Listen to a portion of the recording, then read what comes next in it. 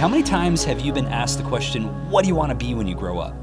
I mean, how old were you when you heard that the first time? I'm pretty sure I was like 6 years old, and I went from doctor to engineer to amusement park, like Disneyland ride maker, that's what I wanted to do, to artist, to author, to later I wanted to direct movies and be a filmmaker, and then God called me to be a pastor. And so there's so many things that I thought would be my future that ended up not really being my future.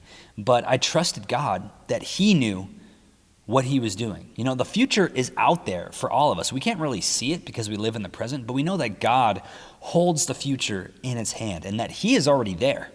He sees it and He designed it with you in mind. Hebrews 12:28 says that we are receiving a kingdom that cannot be shaken, a future that cannot be broken, that it is sure and held by God for us. So God's kingdom in the Bible is something that's talked about like it's here right now, but it's also something that's not yet. It's in the future. And so God's kingdom is being built little by little every day when people call Jesus their Lord, but ultimately one day the whole earth will be filled with His glory, that the kingdom will extend everywhere.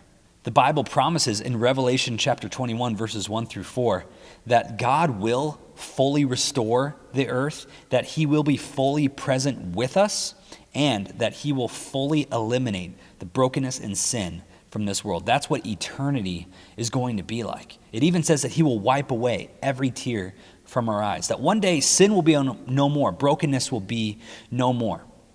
And so this future that Jesus has for us is greater than anything that we can imagine.